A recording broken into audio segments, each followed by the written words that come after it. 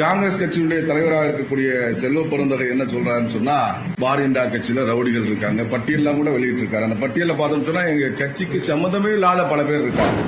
அண்ணன் செல்வ பெருந்தகை அவர்களே முன்னாள் ரவுடி லிஸ்ட்ல இருக்கக்கூடியவர், முன்னாள் குண்டர் சட்டத்தில் கைது செய்யப்பட்டவர், ஒரு குற்றச்சாட்டு சொல்றாரு.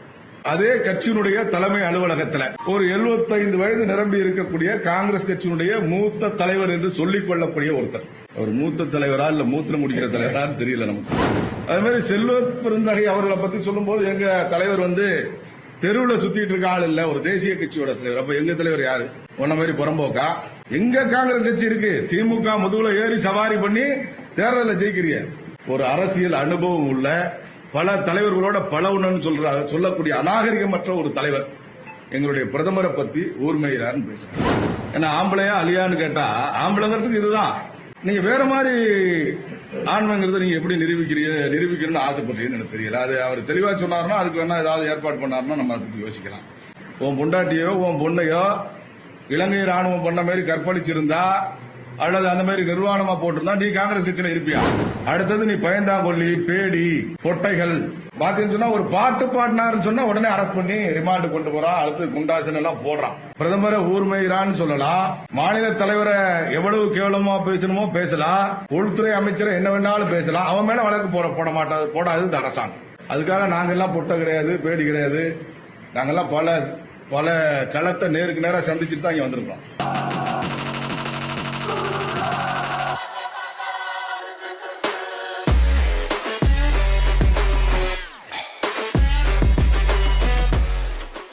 காங்கிரஸ் கட்சியுடைய தலைவராக இருக்கக்கூடிய செல்வ பெருந்தகை என்ன சொல்றாருன்னு சொன்னா, பாரதிய ஜனதா கட்சியில ரவுடிகள் இருக்காங்க, பட்டியலாம் கூட வெளியிட்டு இருக்காரு. அந்த பட்டியல பார்த்தோம்னு சொன்னா எங்க கட்சிக்கு சம்பந்தமே இல்லாத பல பேர் இருக்காங்க. இப்படி சம்பந்தம் இல்லாதவங்க பேர் எல்லாம் போட்டு இத்தனை பேர் ரவுடி லிஸ்ட்ல இருக்கக்கூடிய பாரதிய ஜனதா கட்சியில இருக்காங்க அப்படிங்கிற மாதிரியான விமர்சனங்களை வைக்கிறாங்க. அதை பத்தி பார்க்க போனோம்னா என்னுடைய கருத்து, தனிப்பட்ட கருத்து, இன்னைக்கு அரசியல் கட்சிகள், தமிழ்நாட்டில் இருக்கக்கூடிய அரசியல் கட்சிகள்ல ரவுடி லிஸ்ட்ல இல்லாதவங்க இருக்கக்கூடிய கட்சி ஒரு கட்சி கூட இருக்காது. ஒரு அரசியல் ரீதியா போராடினா கூட, அரசியல் ரீதியா மோதல்கள் வந்தா கூட அதற்காக ரவுடி சீட் ஓபன் பண்ணக்கூடிய நிலையில நிறைய இருக்கு. அதனால ரவுடி லிஸ்ட்ல இருக்கிறவன் பூரா அயோக்கியம், ரவுடி லிஸ்ட்ல இல்லாதவன் பூரா அயோக்கியம் அப்படின்னு நம்மளால சொல்ல முடியாது. எல்லா தரப்பு மக்களும் எல்லாத்துலயும் இருக்காங்க. நல்லவன்லையும் கெட்டவன் இருக்கான், கெட்டவன்லையும் நல்லவன் இருக்கான். அப்ப எங்களுடைய மாநில தலைவர் என்ன சொல்றாரு, நீங்க ரவுடி லிஸ்ட்ல இருக்கக்கூடியவங்களை நிறைய பேரை பிஜேபியில வச்சிருக்காங்க அப்படின்னு குற்றச்சாட்டு வரும்பொழுது, அண்ணன் செல்வ பெருந்தகை அவர்களே முன்னாள் ரவுடி லிஸ்ட்ல இருக்கக்கூடியவர், முன்னாள் குண்டர் சட்டத்தில் கைது செய்யப்பட்டவர், ஒரு குற்றச்சாட்டு சொல்றாரு. அவர் சொல்லக்கூடிய குற்றச்சாட்டுக்கு அரசியல் ரீதியா அவர் பதில் சொல்லணும்.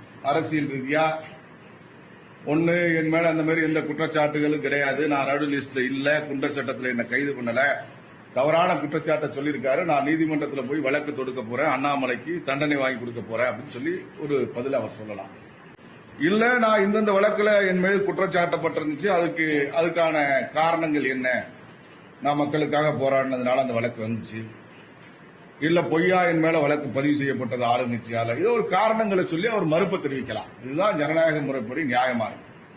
ஆனா ஒரு பாரம்பரியம் மிக்க ஒரு காங்கிரஸ் கட்சியில தலைவரா இருக்கக்கூடியவர், மிகச்சிறந்த தேசபக்தர்கள், மிகப்பெரிய நபர்கள் எல்லாம் இருந்த ஒரு காங்கிரஸ் கட்சியில இன்னைக்கும் கூட இந்த நாட்டுக்காக தியாகம் பண்ண நாகரிகமான அரசியல் நடத்தக்கூடிய பல காங்கிரஸ் தலைவர்கள் இருக்கக்கூடிய அந்த கட்சியில இப்பொழுது இருக்கக்கூடிய காங்கிரஸ் தலைவர் என்ன சொல்றாருன்னு சொன்னா, எங்களுடைய மாநில தலைவர் அவன் இவன் என்று ஏக வசனத்துல பேசுறாரு. யாரை வேண்டுமானாலும், யார் வேண்டுமானாலும் அவன் இவன் என்றோ தரக்குறைவாகவோ பேசலாம். யாரும் பேச முடியாதவங்க கிடையாது, எல்லாரையும் பேச முடியும்.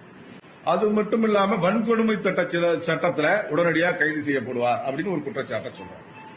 நம்ம நாட்டில் இருக்கக்கூடிய கட்சியில எந்த கட்சியிலாவது உறுப்பினரா சேரணும்னா நீங்க எங்க கட்சியில உறுதிமொழி எடுத்துட்டு தான் சேரணும். நான் போட்டிருக்காங்க பாத்து உறுதிமொழியில பாத்தீங்கன்னு சொன்னா, தீண்டாமையை எந்த உருவிலும் அன்றி தன்மையிலும் நான் அங்கீகரிக்கவோ கடைபிடிக்கவே மாட்டேன் அப்படின்னு உறுதிமொழி எடுத்து தான் நீங்க உறுப்பினரா சேர்க்கணும். எங்க கட்சியில இதை படிச்சுட்டு தான் உறுப்பினரா சேரணும். ஜாதி, மதம், பால் ஆகிய அடிப்படையில் எந்த ஒரு பாகுபாட்டிலும் எனக்கு நம்பிக்கை இல்லை. இதெல்லாம் எங்க கட்சியில் இருக்கக்கூடிய பல விதிமுறைகள் உண்டு. பாரதிய ஜனதா கட்சி என்பது இந்த நாட்டில் இருக்கக்கூடிய அனைத்து மக்களையும் சமமாக பார்க்கக்கூடிய கட்சி. பாரதிய ஜனதா கட்சி அளவிற்கு RSS அளவிற்கு தீண்டாமையை ஒழிக்க வேண்டும் என்ற நோக்கத்திலே செயல்படக்கூடிய இயக்கங்கள் தமிழகத்தில் வேறு எதுவுமே கிடையாது. அப்படிப்பட்ட இயக்கத்தினுடைய மாநில தலைவராக இருக்கக்கூடிய எங்களுடைய மாநில தலைவர் மரியாதைக்குரிய அண்ணாமலை அவர்கள் மீது வன்கொடுமை தடுப்பு சட்டத்தில் கைது பண்ணப்படுவார் அப்படின்னு மிரட்டுறார். அது மட்டுமில்ல, அவருடைய பேச்சு, பேசக்கூடிய விதங்கள் எல்லாம் ஒரு அச்சுறுத்தக்கூடிய வகையில ஒரு பேட்டிய ஒரு பாரம்பரியம் மிக்க கட்சியினுடைய மாநில தலைவர் கொடுப்பது சரியா அப்படிங்கிறது என்னுடைய முதல் கேள்வி. இரண்டாவது, அதே கட்சியினுடைய தலைமை அலுவலகத்தில் சென்னையில சத்தியமூர்த்தி பவன்ல ஒரு 75 வயது நிரம்பி இருக்கக்கூடிய காங்கிரஸ் கட்சியினுடைய மூத்த தலைவர் என்று சொல்லிக் கொள்ளக்கூடிய ஒருத்தர், ஒரு மூத்த தலைவரா இல்ல மூத்திரம் முடிக்கிற தலைவரான்னு தெரியல நமக்கு, மூத்த தலைவர் என்று சொல்லிக் கொள்ளக்கூடிய ஒருத்தர் நான் மோடியை விட வயதில் மூத்தவன் என்று சொல்லிக் கொள்கிறார். அப்படிப்பட்ட ஒருத்தர் காமராஜரோடு பழகி இருக்கான்னு சொல்றாரு.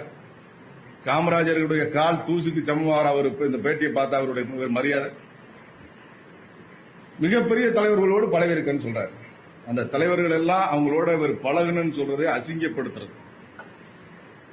நேற்றைய பேட்டி அவர் வேலுச்சாமி, அவர் என்ன அட்ரஸ் தெரியாது ரொம்ப பேருக்கு, அந்த மீடியாவில் விவாதத்தில் பார்க்கக்கூடியவங்களுக்கு மட்டும்தான் அந்த ஆளை தெரியும், வேற யாருக்கும் தெரியாது. திருச்சியில போய் கேட்டா கூட நீ சொல்லி ரொம்ப விசாரிச்சு தான் தெரிஞ்சுக்கணும். மீடியாவுக்கு எதாவது போனா ஏதாவது கிடைக்குமா அப்படின்னு போகக்கூடிய நபர், அதை வச்சு பிழைப்பு நடத்தக்கூடியவர். அவரு நேற்றுக்கு என்ன சொல்றாரு, அடிமாட்டுக்கு போய் அப்படின்னு சொல்லி எங்களுடைய மாநிலத்தில் கோவில் மாடு நினைச்சிட்டு நீ பேசுற, நீ அடிமாட்டுக்கு போயிடுவ அப்படின்னு சொன்னா அதனுடைய அர்த்தம் என்ன? கொலை செய்யப்படுவாய், அதுதான் அர்த்தம்.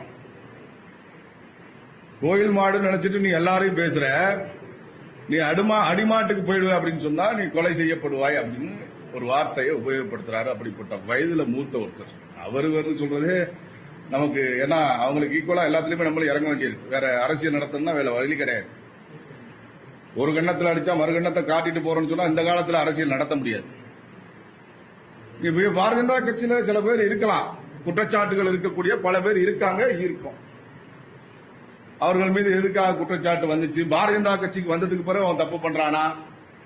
ஏன்னா எங்க தலைவர் ஏற்கனவே சொல்லியிருக்காரு, பல பேர் சில குற்றச்செயல்களில் ஈடுபட்டவங்க திருந்தி வாழணும்னு வரும்பொழுது அவங்கள நாங்க கட்சியில எண்ணிச்சு வாய்ப்பு கொடுத்திருக்கிறோம். அப்ப அதுக்கு பிறகு அவன் தப்பு பண்றானா? தப்பு பண்ணா யாரா இருந்தாலும் சட்டப்படி நடவடிக்கை எடுங்க, தண்டனை கொடுங்க, வழக்க பதிவு பண்ணுங்க, சிறையில போடுங்க. அது எந்த கட்சிக்காரனா இருக்கு. நாங்க சாமியாரை மட்டுமே வச்சுட்டு கட்சி நடத்த நினைச்சா கடைசி வரைக்கும் நாங்க திமுக காரனுக்கும் அண்ணா திமுக காரனுக்கும் பயந்துட்டு தான் கட்சி நடத்த வேண்டியது. இதே தஞ்சாவூர் மாவட்டத்தில் இந்த பக்கத்தில் இருக்கக்கூடிய ஒரு ஒன்றியத்தில் எங்களால கட்சி வளர்க்க முடியல. கட்சியினுடைய இருக்கக்கூடிய கொஞ்சம் பேரை கேட்டா நாங்க செயல்படவே முடியல, அங்க இருக்கக்கூடிய திராவிட முன்னேற்ற கழகத்துடைய ஒன்றிய செயலாளர் மிரட்டுறாரு அப்படின்னு ஒரு 3-4 ஆண்டுகளுக்கு முன்பு இந்த மாதிரி ஒரு கருத்து எங்கள்கிட்ட வருது. நாங்க என்ன பண்றது? அப்படிப்பட்டவனை சமாளிக்கணும்னா அப்படிப்பட்டவனை நாங்க கொண்டு வந்து ஆகணும். அப்படிப்பட்டவனை சமாளிக்கணும், பேஸ் பண்ணணும், அவனுக்கு இணையா ஃபைட் பண்ணணும், கட்சி வளர்க்கணும். அதுக்கு ஈக்குவலான ஆட்களை கொண்டு வர வேண்டியதா இருக்கு. தமிழ்நாட்டில் இருக்கக்கூடிய எல்லா கட்சிகளும் குற்றச்சாட்டு இருக்கக்கூடிய ஒருத்தனை கூட நாங்க கட்சியில வச்சுக்க மாட்டோம் அப்படின்னு அறிவிச்சா பாரதிய ஜனதா கட்சியை அறிவிப்பதற்கு நாங்க தயாரா இருக்கோம். ஆனா வேலுச்சாமி அவர்கள் பேசும்போது இது மாதிரி கொலை மிரட்டல் விடுறது. அப்புறம் இன்னொன்னு சொல்றாரு, இவர் சாக்ரடிஸ் பேரன், அரிஸ்டாட்டிலோட அக்கா மகன். இப்ப அறிவுங்கிறது ஒரு சாராருக்கு தானா? பாரம்பரியமா பரம்பரையாது. ஒரு சாதாரண குடும்பத்திலிருந்து, ஏழை குடும்பத்திலிருந்து, விவசாய குடும்பத்திலிருந்து எங்களுடைய தலைவர் அண்ணாமலை மாதிரி ஒரு ஆளு படிச்சு ஒரு புத்திசாலியா, அறிவாளியா, அனைத்து கட்சியும் கேள்வி கேட்கக்கூடியவனா, ஊழலை வெளிக்கொண்டு வரக்கூடியவனா வரக்கூடாதா? இது அரிஸ்டாட்டில் பேரனும், அரிஸ்டாட்டில் அக்கா மகனும், சாக்ரட்டிஸ் பேரனும் தான் வரணும், வேற யாரும் வரக்கூடாதா? அப்படி ஒரு பதிலை சொல்றாங்க. மனநோயாளி. யாரு மனநோயாளி? தமிழ்நாட்டில் நடக்கக்கூடிய பல குற்றங்களை வெளிக்கொண்டு வரக்கூடியவர். கோயம்புத்தூர்ல தீவிரவாதிகள் பார்த்தோம் சொன்னா கார் வெடிகுண்டு தாக்குதல் நடத்தினா கூட அதையும் வெளிக்கொண்டு வரதுக்கு நம்ம எங்களுடைய மாநிலத்தில் தேவைப்படுறாரு. திராவிட முன்னேற்ற கழகத்தில் நடைபெறக்கூடிய ஊழல்களை கொண்டு வரதுக்கு எங்களுடைய மாநில தலைவர் தேவைப்படுறார். இப்படி எல்லாத்துக்கும் தமிழ்நாட்டுக்கு தேவைப்படக்கூடிய ஒரு மனிதர் மனநோயாளி அப்படிங்கிற. IPS எதுக்கு ராஜினாமா பண்ண, அதை பத்தி எங்களுக்கு பதில் சொல்லு. நீ சொல்ல வேண்டிய உனக்கு தெரியுதுங்கிறீல்ல, உன் அரசாங்கம் தானே கர்நாடகத்தில் இருக்கு. இன்னைக்கு உன்னுடைய அரசாங்கம் தான் கர்நாடகத்தில் இருக்கு, உன்னுடைய ஆட்சி தான் இருக்கு.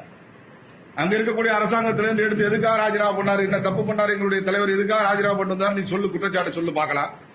அதை விட்டுட்டு எதுக்காக ஐபிஎஸ்ல இருந்து ராஜினாமா பண்ணாரு? நீ சொல்றியா, நான் சொல்லவா? நீ வர்றியா, தனியா வர்றியா, நான் தனியா வரேன்? என்னைக்கு நம்ம மல்யுத்தத்துக்கு ஆள் எடுத்துட்டு இருக்கோம்? கட்சி, அரசியல் கட்சி, ஒரு அரசியல் கட்சி பண்ணக்கூடிய தவறுகளை, குற்றங்களை வெளிக்கொண்டு வந்து மக்கள் மத்தியில எடுத்துட்டு போய் தவறு பண்ணக்கூடிய கட்சிகளை திருத்தணும். நல்ல ஆட்சியை கொண்டு வரணுங்கிறதுக்கு அரசியல் கட்சி இருக்கு. ஏன்னா மல்யுத்தம் நடத்துறதுக்கு அங்க நம்ம கட்சி நடத்திட்டு இருக்கோம். நான் தனியா வர்றேன், நீ தனியா வர்றியா அப்படின்னு கேட்கிறாரு. அவருக்கு வயசு 75, அண்ணாமலனுக்கு வயசு 40. 75 என்ன ஆகும் தனியா போனா? நீங்களே யோசிச்சு பாருங்க. மோதுனா தாங்குவார் அவரு? அது எல்லா உடற்பயிற்சியும் பண்றாரு எங்க தலைவர், எக்ஸசைஸ் பண்றாரு. நாங்கெல்லாம் கூட அப்படி கிடையாது. எங்க தலைவர் பயங்கரமா ஃபிட்டா பாடி வச்சிருக்கக்கூடியவர். இவர் வந்து அவர் வந்து நீ நான் வர்றேன் வா அப்படின்னு கூப்பிடுறாரு. அது மாதிரி செல்வ பெருந்தகை அவர்களை பத்தி சொல்லும் போது எங்க தலைவர் வந்து தெருவில் சுத்திட்டு இருக்க ஆள் இல்ல, ஒரு தேசிய கட்சியோட தலைவர். அப்ப எங்க தலைவர் யாரு? உன்ன மாதிரி புறம்போக்கா? எங்க கட்சியோ ஒரு ஐபிஎஸ் படிச்சுட்டு தன்னுடைய ஐபிஎஸ் பதவியை ராஜினாமா பண்ணிட்டு இந்த நாட்டுக்காக பணியாற்றணும் அப்படிங்கிற உயர்ந்த நோக்கத்தில் வந்திருக்கக்கூடிய ஒருத்தருக்கு வாய்ப்பு கொடுத்திருக்கு தலைவர். நாங்கெல்லாம் பல ஆண்டு காலமா, 30 ஆண்டு காலமா அந்த இயக்கத்தில் இருக்கு. ஆனா அவருக்கு அவருடைய காலகட்டத்தில் கட்சி அடுத்த கட்டத்துக்கு கொண்டு போவார் அப்படிங்கிற நம்பிக்கையில அவரை தலைவராக கொடுத்திருக்காங்க. அதை சரியா பண்ணிட்டு இருக்காரு. அப்ப செல்வ பெருந்தகை வந்து புறம்போக்கா அப்படின்னு கேட்டா, தெருவில் சுற்றக்கூடிய ஆளா அப்படின்னு கேட்டா, எங்களுடைய தலைவர் யார்? அதனால வார்த்தைகளை முதல்ல அளந்து பேச கத்துக்கணும்.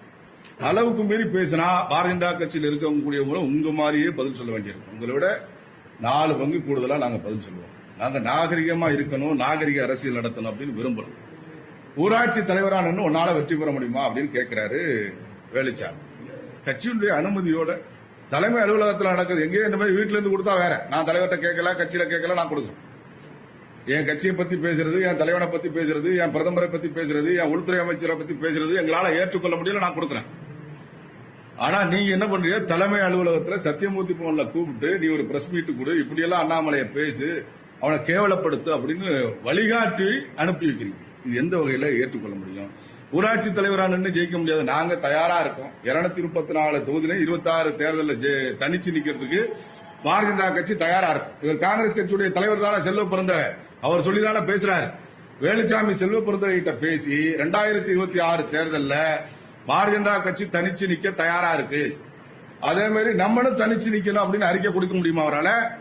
தனிச்சு நிக்கிறதுக்கு உங்களுக்கு 234 தொகுதியில் ஆள் இருக்காங்களா காங்கிரஸ் கட்சிக்கு? முதல்ல சொல்லுங்க பாப்போம். எங்க காங்கிரஸ் கட்சி இருக்கு? திமுக முதுகுல ஏறி சவாரி பண்ணி தேர்தலில் ஜெயிக்கிறீங்க. எங்க இருக்கீங்க? எங்க தலைவர்கிட்ட எனக்கு ஒரு மிகப்பெரிய வருத்தம் என்னன்னு சொன்னா, இந்த கட்சியை பத்தி நம்ம தலைவர் பேசலாம். ஆள் இல்லாத, அட்ரஸ் இல்லாத ஒரு கட்சியை பத்தி, மாவட்டத்துக்கு 200 பேர் இல்ல, அந்த கட்சியை பத்தி எங்க தலைவர் பேசியிருக்க வேண்டியது இல்லை அப்படிங்கிறது கூட என்னுடைய கருத்து. அவ ஏதோ பெரிய தமிழ்நாட்டில் ஆளுங்கட்சியா வரப்போற கட்சி மாதிரி ஆளாளுக்கு பேட்டி கொடுத்துட்டு இன்னைக்கு திரியக்கூடிய நிலையை உருவாக்கிட்டார் அப்படிங்கிறது எங்களுக்கு ஒரு வருத்தமான விஷயமா இருக்கு. இன்னொரு குற்றச்சாட்டு சொல்றாரு. எங்க கட்சியில இருந்து போன சில பேர் விமர்சனம் பண்றாங்களா எங்களுடைய தலைவரை. அவர் வந்து மதுவுக்கும் மங்கையரோட ஆட்டம் போடுறாரு அப்படின்னு சொல்லி. இது எப்படி இது ஏற்றுக்கொள்ளக்கூடிய குற்றச்சாட்டா? எங்க தலைவர் அண்ணாமலை மீது எந்த ஒரு குற்றச்சாட்டால் இவங்க திராவிட கட்சிகள்ல இருக்க மாதிரி, மற்ற கட்சிகள்ல இருக்க மாதிரி மதுவுக்கு அடிமையானாரு, மாதுவுக்கு அடிமையானாரு, எந்த பெண்ணோடையாவது கூத்தடிச்சாரு, இவங்க கட்சி பெரிய நினைச்சுக்கலாங்க. அது அந்த காலத்துல ஜவஹர்லால் நேருல இருந்து அந்த குற்றச்சாட்டு இருக்கு. ஜவஹர்லால் நேருல ஆரம்பிச்சு ராகுல் காந்தி இப்ப வெளிநாட்டில் போய் என்ன பண்றாருங்கிறதுல இருந்து ராஜீவ்காந்தி எப்படி சோனியா காந்தி அவர்களை கொண்டு வந்தாங்கிறது இவங்க கட்சியை வேணா சொல்லலாம். எங்க கட்சியில இருக்கக்கூடிய தலைவரை விமர்சனம் பண்றது. 2வது எங்களுடைய பிரதமர் மனைவியை ரோட்ல விட்டுட்டு ஊர் மேய்கிறாராம். இங்க எங்கேயும் இவர் பார்த்தாரா இல்ல விளக்கு பிடிச்சாரா போய் பிரதமருக்கு எங்க மாநிலத்தில் இருக்கும்? இது ஏற்றுக்கொள்ள முடியுமா? இன்னைக்கு உலகத்துக்கே வழிகாட்டக்கூடிய நாடா இந்திய நாட்டை உருவாக்கிட்டு இருக்கக்கூடிய ஒரு பிரதமரை பத்தி ஊர் மேய்கிறார் அப்படின்னு பேசுறாரு. ஒரு 75 வயசு, ஒரு அரசியல் அனுபவம் உள்ள, பல தலைவர்களோட பழவுன்னு சொல்லக்கூடிய அநாகரிகமற்ற ஒரு தலைவர் எங்களுடைய பிரதமரை பத்தி ஊர் மேய்கிறார்னு பேசுறாரு. எங்களுடைய தலைவரை பத்தி மங்கையரோட கூத்தடிக்கிறார்னு பேசுறாங்க. இந்த மாதிரியான குற்றச்சாட்டுகள் சொல்வதுங்கிறத காங்கிரஸ் கட்சி தயவு செஞ்சு தவிர்க்கணும். ஏன்னு சொன்னா, இல்லைன்னு சொன்னா காங்கிரஸ் கட்சியினுடைய அவர்களுடைய தலைவர்கள் மீது இருக்கக்கூடிய குற்றச்சாட்டுகள் ஒருத்தர் எங்க மேல நீங்க ஒன்னும் அள்ளி வீச முடியாது. நாங்க ஒன்னும் நம்முடைய பிரதமர் நரேந்திர மோடி அவர்கள் அளவிற்கு தூய்மையான ஒரு மனிதன் இன்னைக்கு இந்த நாட்டில் உலகத்திலேயே பார்க்க முடியாது. அப்படி இந்த நாட்டுக்காக பார்க்கக்கூடிய ஒருத்தர். அதே மாதிரி எங்களுடைய மாநில தலைவர் அண்ணாமலை அவர்கள் மிகச்சிறப்பாக செயல்படக்கூடிய ஒரு தலைவர். எந்த குற்றச்சாட்டு அவர் மேல சொல்ல முடியாது. பொய்கா குற்றச்சாட்டுகளை நீ சொல்லிக்கிட்டே இருக்கலாம் சோசியல் மீடியாவில். வேற எதையும் பண்ண முடியாது. ஆனா நாங்க சொல்லணும்னா காங்கிரஸ் கட்சி மேல 1000 குற்றச்சாட்டுகளை எங்களால சொல்ல முடியும். அதுக்கு மேல நீ ஆம்பளையா அலியா அப்படின்னு கேட்கிறாங்க. இதெல்லாம் எந்த அளவுக்கு நம்ம ஏற்றுக்கொள்ள முடியும் அப்படிங்கிறது நீங்க யோசிப்பாங்க. இது எப்படி நம்ம சோதனை பண்றது? ஆம்பளைன்னு சொன்னா ஆம்பளை இருந்தா இன்னைக்கு தமிழ்நாட்டில் இருக்கக்கூடிய எல்லா கட்சிகளையும் எதுக்குறாரு. காங்கிரஸ் கட்சி எதுக்குறாரு, திமுக எதுக்குறாரு, அண்ணா திமுக எதுக்குறாரு, விசிக எதுக்குறாரு. என்னென்ன கட்சி இருக்கோ, என்னென்ன கட்சி தப்பு பண்ணுதோ அத்தனை கட்சிகளை எதிர்த்து இன்னைக்கு எங்க தலைவர் குரல் கொடுத்துட்டு இருக்காரு. ஆம்பளைங்கிறதுக்கு அது உதாரணம் போகும். நீங்க வேற உதாரணம் தேவைன்னா அது நீங்க தான் ஏற்பாடு பண்ணி நிரூபிக்கணும். என்ன ஆம்பளையா அலியான்னு கேட்டா ஆம்பளைங்கிறதுக்கு இதுதான். தமிழ்நாட்டில் இருக்கக்கூடிய அரசியல் கட்சிகள், அரசியல் தலைவரா அரசியல் கட்சிகள் பண்ணக்கூடிய தவறுகளை தோல் உரிக்கிறார் இன்னைக்கு எங்களுடைய தலைவர். பொதுவெளியில கொண்டு வர்றாரு. எதுக்கும் அச்சப்படாத ஒரு தலைவர் இன்னைக்கு தமிழ்நாட்டில் சொன்னா அது பாரதிய ஜனதா கட்சியுடைய தலைவர் அண்ணாமலை அண்ணன். இல்ல நீங்க வேற மாதிரி ஆன்மங்கிறத நீங்க எப்படி நிரூபிக்கணும்னு ஆசைப்படுறீங்கன்னு எனக்கு தெரியல. அது அவர் தெளிவா சொன்னார்னா அதுக்கு வேணா ஏதாவது ஏற்பாடு பண்ணாருன்னா நம்ம அதை பத்தி யோசிக்கலாம். அதே மாதிரி அமித்ஷாஜியை பத்தி ரொம்ப தரக்குறைவா பேசுறது, மோடிஜியை ஊர்மைய போறாருன்னு பேசுறது, காங்கிரஸ் கட்சியில எளிமையின் உருவமா இருந்தாங்க அப்படின்னு சொல்றாரு. இன்னைக்கு யாரு எளிமையின் உருவமா இருக்கிறா? ராகுல் காந்தி எளிமையின் உருவமா இருக்காரா? இல்ல இங்க இருக்கக்கூடிய செல்வ பெருந்தகை எளிமையின் உருவமா? அன்னைக்கு இருந்திருக்கலாம், காமராஜர் இருந்திருக்கலாம், கக்கன் இருந்திருக்கலாம், எத்தனையோ தலைவர்கள் இருந்திருக்கலாம். அந்த காலகட்டத்தில் அன்னைக்கு நாட்டுக்காக எதையும் செய்வதற்கு தயாரான தலைவர்கள் இருந்த கட்சி. இன்னைக்கு இருக்கீங்களா நீங்க? இல்ல யாரு எளிமை இல்லாம இருக்கிற? யாரு பாரதிய ஜனதா கட்சியை சேர்ந்தவங்க? எங்களுடைய பிரதமர் நரேந்திர மோடி மேல இது வரைக்கும் ஒரு ஊழல் குற்றச்சாட்டு 3வது முறை ஆட்சிக்கு வந்திருக்காரு. எந்த கட்சிக்காரனாலும் சொல்ல முடியுமா? உங்க கட்சியை பத்தி பேசலாமா? எத்தனை ஊழல் பண்ணிருக்கீங்க உங்களுடைய ஆட்சி காலத்துல, எந்தெந்த திட்டத்தில் எவ்வளவு ஊழல் பண்ணிருக்கீங்க அப்படிங்கறத பத்தி பேசலாமா? எளிமையின் உருவமா காங்கிரஸ் கட்சி அப்படின்னு பேசுறாங்க. இன்னொன்னு என்ன சொல்றாருன்னா, உன் மனைவி உன்னை விட்டு டைவர்ஸ் பண்ணி போயிடும். இதெல்லாம் ஏற்றுக்கொள்ள முடியுமா? இது நாகரிகமான பேச்சா? இது ஒரு முதிர்ந்த அரசியல்வாதி தனிப்பட்ட தாக்குதலுக்கு மேல அவருடைய குடும்பத்தை தாக்குறது இது எந்த வகையில ஏற்றுக்கொள்ள முடியும்? அவர் மனைவிக்கு அரசியலுக்கு என்ன சம்பந்தம் இருக்கு? அவங்க ஏதோ தொழில் பண்ணிட்டு இருக்காங்க, அவங்க உன்னை விட்டு டைவர்ஸ் பண்ணி போயிடுவாங்க அப்படிங்கிறார். இன்னொரு குற்றச்சாட்டு என்ன சொல்றாரு? சொராபுதீன் பிலிஸ் பானு வழக்கில் இது மாதிரி 10 பேர் சேர்ந்து கற்பழிச்சாங்க, கொலை பண்ணாங்க. அதுல உன் பொண்ணுக்கு உன் பொண்டாட்டிக்கு நடந்தா நீ ஏத்துக்கியா அப்படின்னு கேட்கிறாங்க. இலங்கையில லட்சக்கணக்கான தமிழர்கள் கொல்லப்பட்டாங்க காங்கிரஸ் கட்சியுடைய ஆட்சியில, காங்கிரஸ் கட்சியுடைய துணையோடு. அன்னைக்கு இலங்கை அதிபரே சொல்லியிருக்காரு, காங்கிரஸ் கட்சி இந்திய அரசாங்கம் எங்களுக்கு துணையா இருந்துச்சு அப்படிங்கறத பத்தி சொல்லியிருக்காரு. அங்க எத்தனை பெண்கள் கற்பழிக்கப்பட்டாங்க, எத்தனை பெண்கள் நிர்வாணமா நம்ம எல்லாம் பார்த்திருக்கோம், போட்டோ பார்த்திருக்கோம், நிர்வாணப்படுத்தி கொடுமைப்படுத்தினாங்க. அதே உன் பொண்டாட்டி உன் பொண்ணை பண்ணியிருந்தா நீ காங்கிரஸ் கட்சியில இருப்பியா? நீ உன் பொண்டாட்டியோ உன் பொண்ணையோ இலங்கை ராணுவம் பண்ண மாதிரி கற்பழிச்சிருந்தா அல்லது அந்த மாதிரி நிர்வாணமா போட்டிருந்தா நீ காங்கிரஸ் கட்சியில இருப்பியா? அப்ப எவனோ பண்றான். ஆனா நீ கேட்டா தமிழனுக்காக குரல் கொடுக்கிறேன், இலங்கை தமிழனுக்காக குரல் கொடுக்கிறேன், தனி ஈழ வேணும் அப்படின்னு பேசக்கூடிய அப்படி பேசக்கூடிய நீ, தனி ஈழத்தை ஆதரிக்கக்கூடிய நீ, இலங்கை தமிழர்களுக்காக குரல் கொடுக்கக்கூடிய நீ, லட்சக்கணக்கான தமிழர்கள் கொல்லப்பட்ட போது எங்க போன நீ? அன்னைக்கு நீ காங்கிரஸ் கட்சிக்கு எதிராக குரல் கொடுத்திருக்கணும்ல. அன்னைக்கு என்ன பண்ண? நவத்துவாரத்தை மூடிக்கிட்டு இருந்தியா? சரி, அன்னைக்கு நம்ம பெண்களை கற்பழிச்சாங்களே, அன்னைக்கு என்ன பண்ண? இது நீதிமன்றத்தினுடைய தீர்ப்பு அவங்களை விடுதலை பண்றாங்கிறது, அல்லது அந்தந்த துறையினுடைய நடவடிக்கை, அதுக்கு அரசாங்கத்துக்கு சம்பந்தம் கிடையாது. ஆனா இலங்கையில நடைபெற்ற படுகொலைகளுக்கு, கற்பழிப்புகளுக்கு இந்திய அரசாங்கம் துணையா இருந்துச்சுன்னு சொல்லி அன்னைக்கு ராஜபக்சே சொல்லியிருக்காரு. அதுக்கு நீங்க என்ன பண்ணீங்க? அப்ப உன் குடும்பத்தை சேர்ந்தவங்களா இருந்தா நீ பாத்துக்கிட்டு இருந்திருப்பியா? அந்த கட்சியில இருந்திருப்பியா? அதே மாதிரி மாநில தலைவரை புறம்போக்கு அப்படிங்கிறாரு. அப்புறம் போலீஸ் பாதுகாப்பு எதுக்குடா? நீங்க எல்லாம் அலிகள், பேடிகள், எல்லா வகையிலையும் பெண்களை அவமானப்படுத்துறாரு. அலிகளை அவமானப்படுத்துறாரு. அலின்னா என்ன? அது ஒரு பிறப்பு தானே. கடவுளால் படைக்கப்பட்ட பிறப்பு ஆண், பெண், அலி மூன்றும். இது யாரும் செஞ்சு கொண்டு வர்றது கிடையாது. இது ஒண்ணு நம்ம பண்ண முடியாது. ஆனா அவர் பேசும்போது என்ன சொல்றாரு? போலீஸ் பாதுகாப்பு உங்களுக்கு எதுக்குடா? ஏற்கனவே சொல்லும் போது அலி, நீ அலியா ஆம்பளையாங்கிறாரு. அடுத்தது நீ பயந்தாங்கொல்லி, பேடி, பொட்டைகள், பெண்களை கேவலப்படுத்துறது, அலிகளை கேவலப்படுத்துறது, இது ஒரு காங்கிரஸ் கட்சிக்கு அழகா? நல்லா யோசிச்சு பாருங்க. இந்த மாதிரி ரொம்ப தவறான பேச்சுக்கள் அப்படிங்கறத காங்கிரஸ் கட்சியும் சரி, மற்ற கட்சிகளும் சரி, தனிப்பட்ட முறையில எங்களுடைய மாநில தலைவரை தாக்குறது. அரசியல் ரீதியா என்ன வேணாலும் விமர்சனம் வை, என்ன குற்றச்சாட்டு வேணாலும் சொல்லு. பதில் சொல்றதுக்கு நாங்க தயாரா இருக்கோம். எங்களுடைய மாநில தலைவர் எந்த நேரத்திலையும் தயாரா இருக்காரு, ஒன்னும் பிரச்சனை கிடையாது. ஆனா தனிப்பட்டு இந்த மாதிரி குடும்பத்தை பேசுறது, அவர்களை ரொம்ப கேவலமா பேசுறது திமுக அரசாங்கம். பாத்தீங்கன்னு சொன்னா ஒரு பாட்டு பாடினாருன்னு சொன்னா உடனே அரெஸ்ட் பண்ணி ரிமாண்ட் கொண்டு போறான், அடுத்து குண்டாசன் எல்லாம் போடுறான். ஆனா நேற்று நீதிபதி விடுதலை பண்ணிட்டாரு, பிரச்சனை இல்லை. ஆனா அது ஏற்கனவே பாடப்பட்ட ஒரு பாடல், அதை பாடுற, அதுக்கு நீ கைது பண்ற. ஆனா இந்த மாதிரி ஒரு கட்சியினுடைய தேசிய தலைவரை, இந்த நாட்டினுடைய பிரதமரை, இந்த நாட்டினுடைய உள்துறை அமைச்சரை, பிரதமரை ஊர்மையிறான்னு சொல்லலாம், மாநில தலைவரை எவ்வளவு கேவலமா பேசணுமோ பேசலாம், உள்துறை அமைச்சரை என்ன வேணாலும் பேசலாம், அவன் மேல வழக்கு போடாது இந்த அரசாங்கம். நேரம் கைது பண்ணிருக்கணுமா இல்லையா? இந்த அரசாங்கம் ஒரு சரியான அரசாங்கமா இருந்தா இந்த அளவுக்கு ஒரு தேசிய கட்சியினுடைய மாநில தலைவரை தரக்குறைவா பேசின இந்த வேலுச்சாமியை நேரம் கைது பண்ணி ஜெயில போட்டிருக்கோம். ஆனா அதை ஊக்கப்படுத்துறதே திராவிட முன்னேற்ற கழகம் தான். யார் ஊக்கப்படுத்துறாங்க அப்படிங்கறத பத்தி எங்களுக்கு கவலை கிடையாது. எங்களுக்கு ஜெயிலுக்கு போறதுக்கு அச்சமே கிடையாது. நாங்க எல்லாத்தையும் பார்த்துட்டு வந்த ஆளுதான். அண்ணன் வேலுச்சாமி சொல்றாரு, அண்ணன் செல்வ பெருந்தகை சொல்றாரு, நெருப்பாற்றிலே நீந்தி வந்தேங்கிறாரு.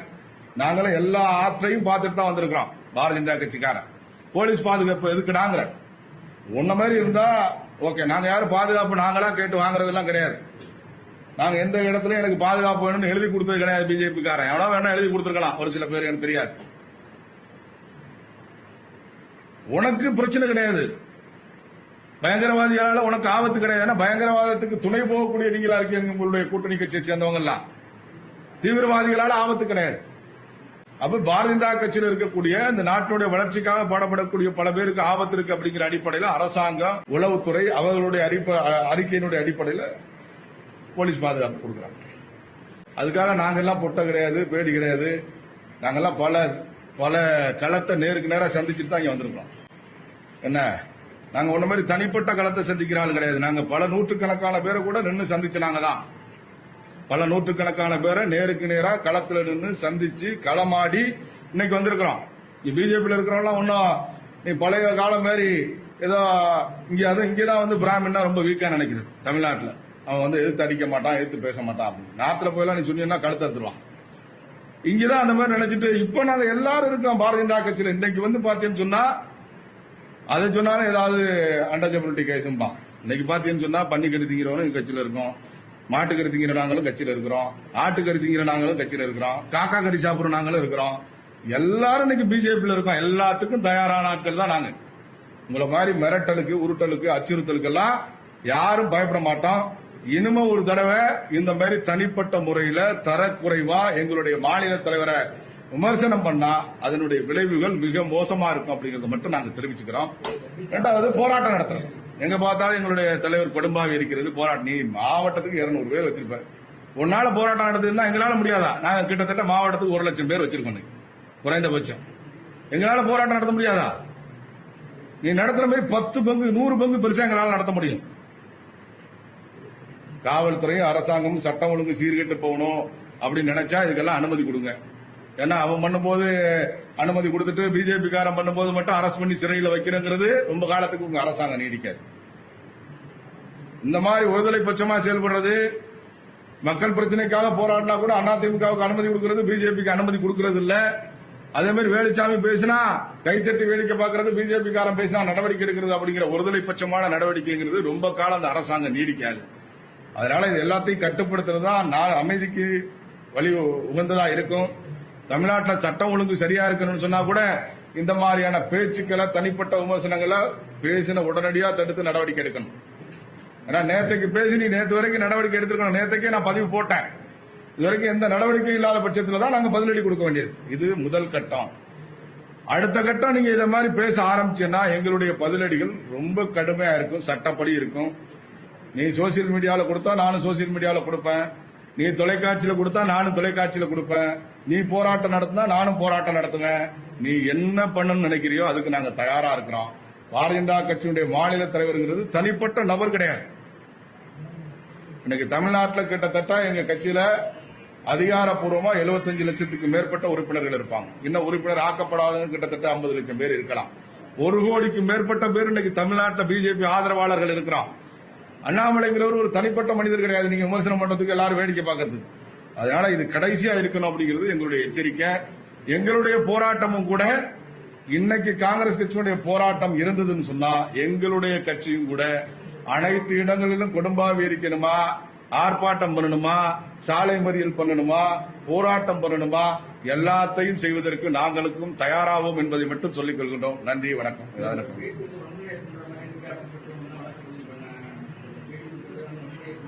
முதல்ல வேலுச்சாமி என்ன மேல பதிவு பண்ணட்டும். அவரை 15 நாள் ஜெயில வச்சா என்னையும் 15 நாள் வைக்கட்டும். அவர் 6 மாசம் ஜெயில வச்சா என்னை 6 மாசம் ஜெயில வைக்கட்டும். அவர் 72 வயசு தாங்கும் போது எனக்கு 50 அவளை தாங்கும், ஒன்னும் பிரச்சனை கிடையாது. அதுதான் சொன்னேன். நான் முதல்ல சாட்டை துறைமுருகன் சும்மா ஒரு பாட்டு பாடினாருங்கிறது கைது பண்றாங்க. ஆனா நீங்க பாத்தீங்கன்னா நிர்மலா சீதாராமன் அவர்களை கடந்த கொஞ்ச நாளுக்கு முன்னாடி திமுக பேச்சாளர் ஒருத்தர் சொல்ல முடியாத வார்த்தை என்ன, அந்த மாதிரி வார்த்தைகள் எல்லாம் சொல்லி ஒரு பெண்ணை தமிழ்நாட்டில இருந்து கிடைச்சிருக்கக்கூடிய ஒரு நிதி அமைச்சரை அவரை அவளை கேவலமா பேசுறாங்க. அதுக்கு ஒரு வழக்கு பதிவு செய்யறதுக்கு இந்த காவல்துறைக்கு இந்த அரசாங்கத்துக்கு துப்பு இல்ல. ஆனா சாதாரண அந்த அரசாங்கத்தை ஒரு விமர்சனம் லேசா பண்ணிட்டா போறோம், கைது, அரசு, அப்புறம் குண்டாஸ். இந்த அரசாங்கம் இப்படியே போனுச்சுன்னா ரொம்ப நாளைக்கு நீடிக்காது.